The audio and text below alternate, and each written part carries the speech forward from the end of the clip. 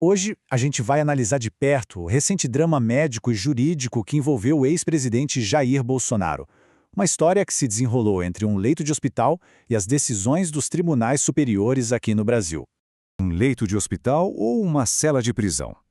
Essa era a grande questão que marcou os últimos dias de 2025 para o ex-presidente. Uma disputa que colocou de um lado o estado de saúde dele e do outro as exigências da justiça. Pois é. E a decisão final do ministro Alexandre de Moraes foi essa aí, bem direta. Retorne o cumprimento de sua pena em regime fechado, sem meio termo. Mas como é que se chegou a esse ponto? Vamos entender o passo a passo. Tudo começa, na verdade, com uma jogada bem estratégica da defesa, enquanto Bolsonaro ainda estava internado no hospital. Bem no apagar das luzes do ano, no último dia mesmo, enquanto o ex-presidente se recuperava de vários procedimentos, a equipe jurídica dele fez um movimento crucial. Eles entraram com um pedido para mudar completamente as condições da prisão, com um argumento central, o de que a saúde dele simplesmente não era compatível com a vida numa cela. Para a gente entender bem o porquê desse pedido da defesa, a gente precisa dar uma olhada no que de fato estava acontecendo lá dentro do Hospital DF-Star, em Brasília. Olha só, a peça que deu o pontapé inicial em tudo foi este documento, um laudo de ultrassom que apontava o diagnóstico de hérnias inguinais bilaterais. Foi isso que levou à internação e a toda a sequência de eventos médicos que vieram depois. E essa cirurgia de hérnia foi só o começo. Pensa só, em uma única semana, o Bolsonaro passou por 5 procedimentos diferentes. Além da cirurgia principal, ele precisou de 3 intervenções para tentar controlar um quadro de soluços que não passava e ainda uma endoscopia que acabou revelando esofagite e gastrite. E não parava por aí. Além dessas intervenções mais urgentes, a defesa listou uma série de outras condições crônicas, desde uma apneia do sono grave que exige o uso de um aparelho para respirar, até hipertensão e anemia. O retrato que eles estavam pintando era bem claro, o de um paciente de 70 anos com necessidades médicas muito complexas e contínuas. Necessidades essas, segundo eles, impossíveis de serem atendidas na prisão. Então tá, com todo esse quadro médico detalhado em mãos, como é que a defesa construiu o caso para pedir a prisão domiciliar? Esse slide aqui resume perfeitamente o confronto de narrativas. Foi um verdadeiro cabo de guerra. De um lado, a defesa batendo na tecla da saúde frágil, citando até outros casos como o do ex-presidente Collor. Do outro, o tribunal rebatendo cada ponto. Dizia que a saúde, na verdade, estava melhorando, que a estrutura da prisão dava conta do recado, e um ponto crucial, que o histórico de descumprimento de ordens e o risco de fuga pesavam muito contra ele. Vamos agora ver como o ministro Alexandre de Moraes, que era o relator do caso, analisou todos esses argumentos e deu a palavra final nessa história. O primeiro ponto da decisão foi bem técnico, mas fundamental. O ministro entendeu que a defesa não apresentou o que a lei chama de fatos supervenientes, ou seja, fatos novos e relevantes. Para ele, era basicamente o mesmo pedido que já tinha sido negado no dia 19 de dezembro.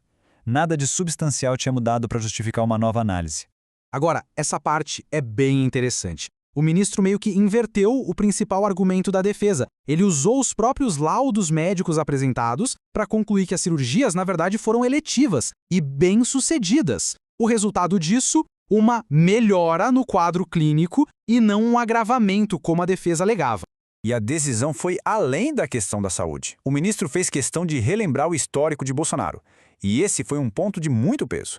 Foi citada, por exemplo, a dolosa destruição da tornozeleira eletrônica e outros atos que, na visão do tribunal, sinalizavam um risco claro de fuga e um desrespeito às ordens judiciais. E aí veio o checkmate do argumento. O tribunal concluiu que a Superintendência da Polícia Federal estava, sim, totalmente equipada para atender às necessidades do Bolsonaro. Tinha plantão médico 24 horas, acesso a fisioterapeutas e até a permissão para receber comida preparada pela família. Com isso, o argumento de que a prisão era inadequada foi, na prática, desmontado. Com a decisão do ministro em mãos, os acontecimentos a partir daí se desenrolaram bem rápido. Logo no primeiro dia do ano novo, o ex-presidente teve alta do hospital. Um comboio o levou de volta para a superintendência da PF, o que marcou o fim definitivo da estadia no hospital e o retorno imediato ao cumprimento da pena em regime fechado.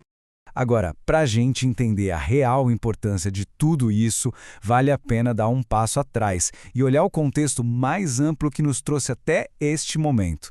Essa linha do tempo ajuda a gente a conectar os pontos, né? Tudo começou lá em 2024, com a investigação sobre uma tentativa de golpe. Em 2025, as coisas aceleraram. Veio a denúncia formal, depois uma prisão domiciliar por violação de medidas cautelares e o clímax foi a condenação pelo STF, que resultou nessa pena de mais de 27 anos em regime fechado que ele cumpre agora. E fora dos tribunais, como é que o público vê toda essa situação? Uma pesquisa da Genial/Quest mostra um país bem dividido. Uma leve maioria, 51%, acha que ele merece estar preso.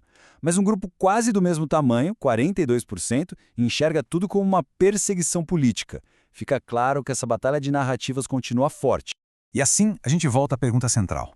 O que a gente viu foi um pedido legítimo, baseado em preocupações humanitárias com a saúde de um homem de 70 anos? Ou foi, na verdade, uma estratégia para tentar contornar a aplicação da lei a um condenado de alto perfil? A decisão da justiça foi clara, mas, como vimos, a resposta para essa pergunta ainda divide o país.